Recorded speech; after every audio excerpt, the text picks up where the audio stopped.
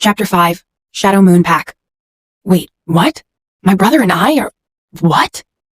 Bethany was so into her thought that she didn't even realize they had arrived back at the scene.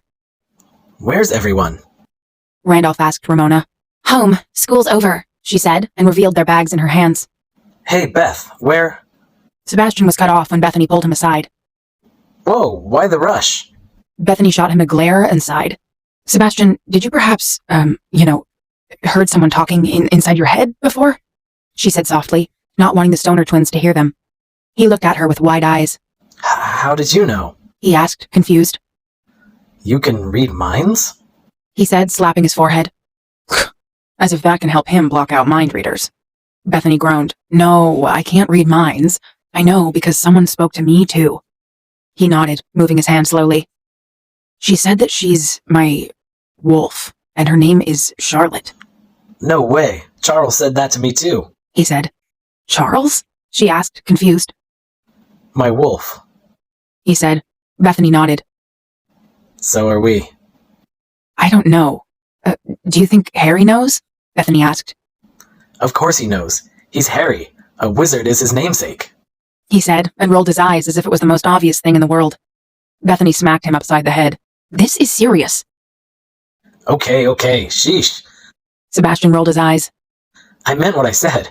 He's Harry. The Harry. That didn't feel surprised when Sherlin appeared out of nowhere. Then, does that mean Josh? Maybe? I don't know. No matter what, I'm going to smack them when I see them again. After that, they walked back to the Stoner twins. Did you know? Bethany asked Randolph. He exchanged looks with Ramona, then back at her. He nodded. Then he frowns. Wait, you didn't know? No, we just found out when our wolves spoke to us. Sebastian said. So, tell us something more about werewolves, Bethany asked. Well, a werewolf has the power to shapeshift from men to wolf. Randolph said. Yeah, no shit, Sherlock, Ramona said and earned a glare from her twin. We could also shift partly. Partly? How so? Bethany asked. You know, lengthened canines, claws and stuff. So, like the teen wolf? Sebastian countered with bright eyes. Kinda, just less hair and more nice to look at. Randolph said. Ramona slapped her twin's bicep. Don't judge, I love that show. Ramona glared at her twin. Hey, I didn't say I hate that show. I like it too. It's just the way they express it is weird. Randolph defended while rubbing the sore spot. Moving on, every werewolf has a scent. Randolph was cut off when Bethany raised her hand. She saw the corner of Randolph's lips twitched up a little before turning normal again. Yes, Bethany? He asked. I'm just curious. What do we smell like? She asked. You guys smell like... How do I say this? Bethany, you kind of smell like a burnt marshmallow. In a good way. Randolph said. Sebastian smells like fresh-shaved ice and pine. From the corner of her eye, Bethany saw Sebastian lift his shirt and sniffed. Another question. If we're werewolves, how come we can't shift into one? Bethany asked. Both Randolph and Ramona exchanged glances before turning back to them. We don't know, but someone in our pack might. They both nodded their heads. So, what now? Sebastian asked. You guys are going back with us, Ramona said. Where exactly is back? He asked. Our pack.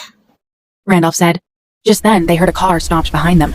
They turned and saw the window of a red Porsche 911 rolled down, revealing a guy with sunglasses. Alpha, he said, and nodded his head to Randolph as he grinned. James, Randolph said, and nodded his head back and smirked. He looked at Bethany and smiled. Shall we? He said with a smirk.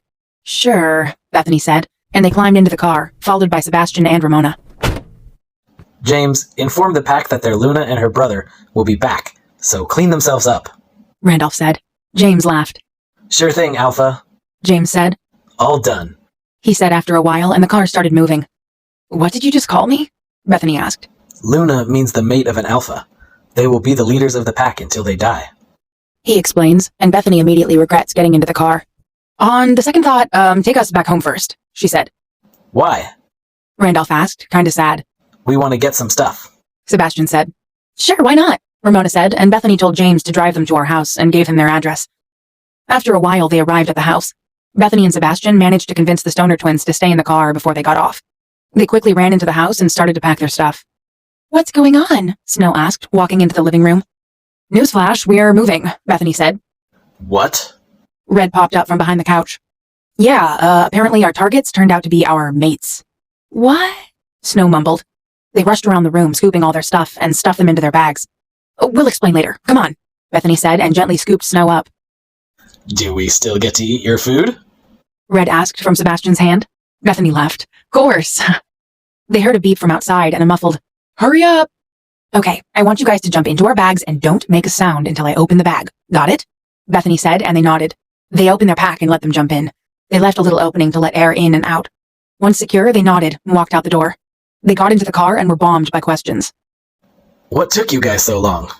Randolph asked. Oh, one of our stuff got lost and we tried finding it. Sebastian said. So did you find it? Before they could reply, there was a muffled sneeze from Bethany's bag. What's that? Ramona asked. Bethany sighed and opened the bag. Snow popped her head out. Sorry, I'm allergic to books. Guess the cat's out of the bag. Sebastian said.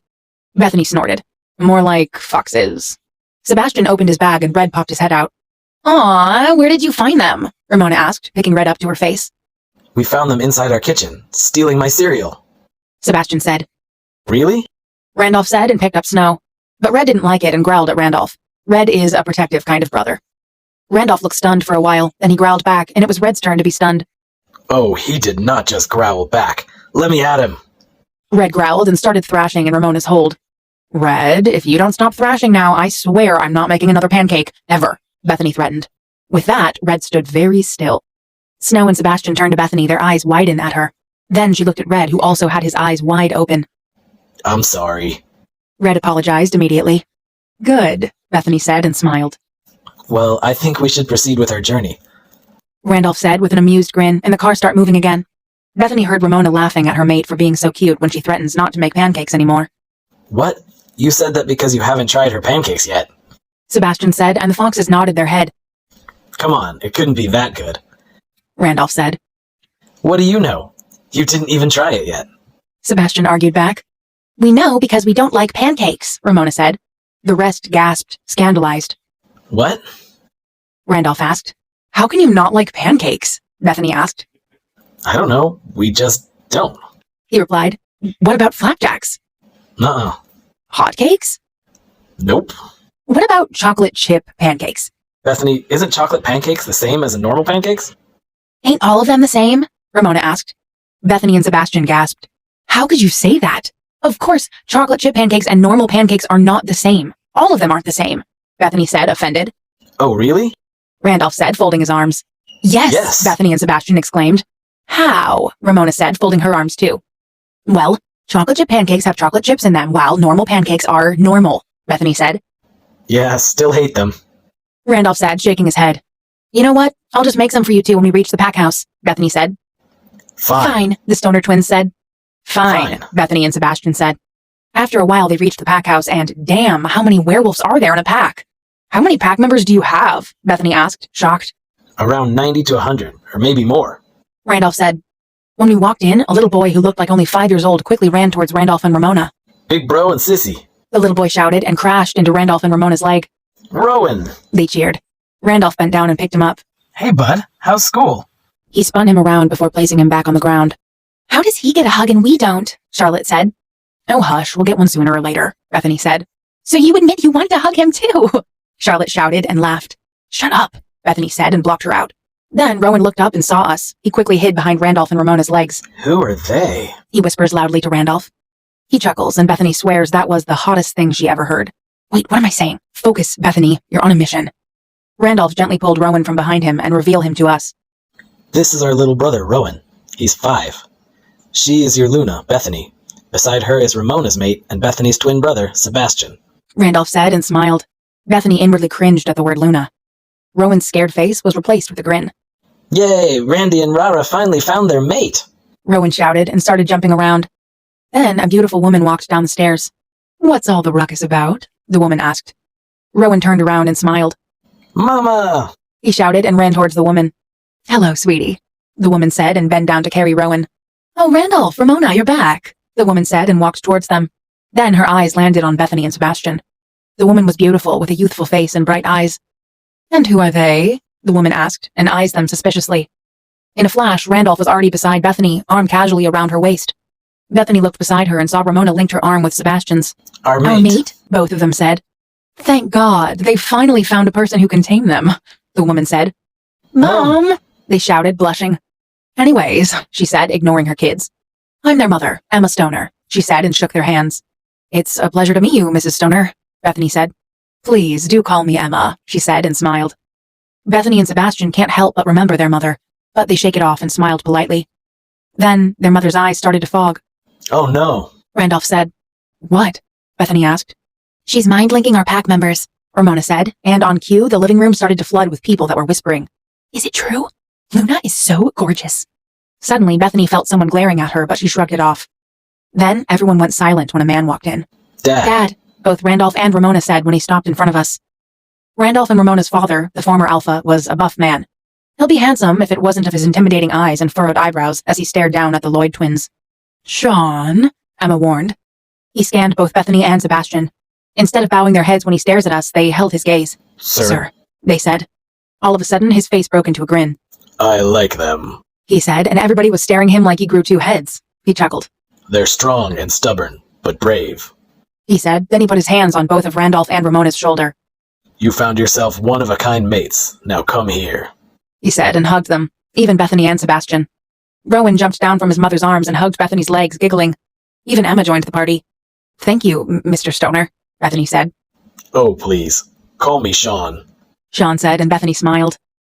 The once silent crowd was now burst into howls and congratulations, but then two-person decided to crash it. What the hell? They're strong and brave? My ass, a girl shouted. Yeah, I think you only got the stubborn right, 'cause they are stubborn for not denying they are their mate.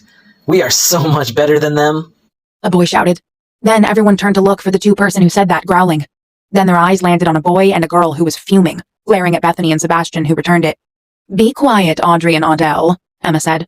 Why should we? If you said they, Audrey pointed at Bethany and Sebastian, which each earned a growl from Randolph and Ramona, are strong and brave, why don't we have a sparring contest? She said, and smirked like she already won.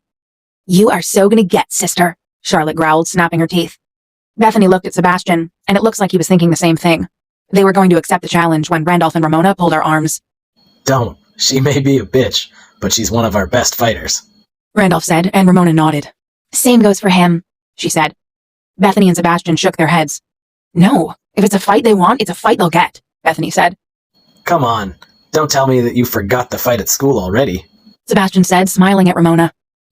Plus, nobody steals what's ours, Sebastian said, and their eyes widened at the Lloyd twins. Randolph and Ramona shrugged it off and smiled proudly at them. Have faith in us, Bethany said, with a smile. They turned around and smirked. Fine, we accept your challenge, Bethany exclaimed, and the pack hollered proudly. Woohoo, go Luna! Show 'em what you got. When do we start? Sebastian asked, feeling bored. Now, in the arena. Audelle said. Bethany turned around and looked at Randolph with wide eyes. You have an arena? She asked. Yep. He said, popping the pea. Bethany shook her head and turned back facing the bitch. Fine, let's go, she said, and they're off.